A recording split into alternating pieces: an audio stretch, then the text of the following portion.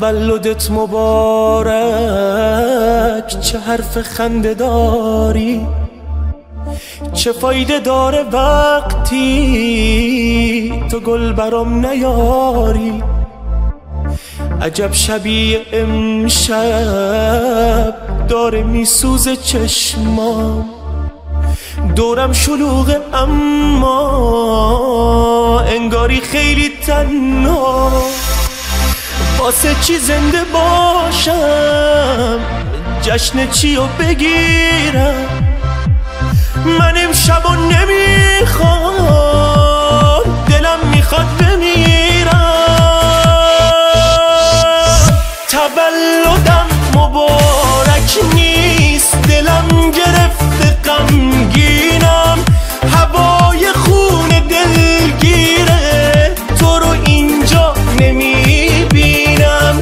تولدم مبارک نیست، شکست قلب داغونم، تو نیستی و من از دوریت خودم رو مرده میدونم.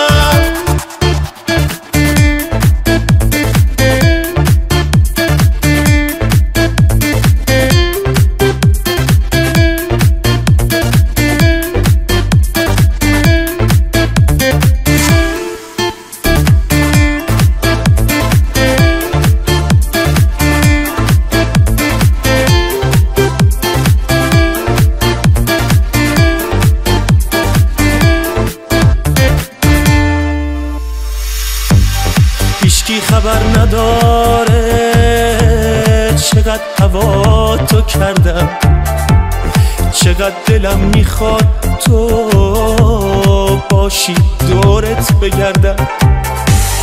هیچکی خبر نداره دارم به زور میخندم، نمیدونن چرا من چشمامو هی میبندم. چشمامو من میبندم تا منتظر بشینم، شاید تو این سیاهی بازم تو رو ببینم. تولدم مبارک نیست، دلم گرفته غمگینم، هوای خون دلگیره، تو رو اینجا نمیبینم. تولدم مبارک نیست، شکست قلب داغونم، تو نیستی و من از دوریت خودم رو مرده میدونم. تولدم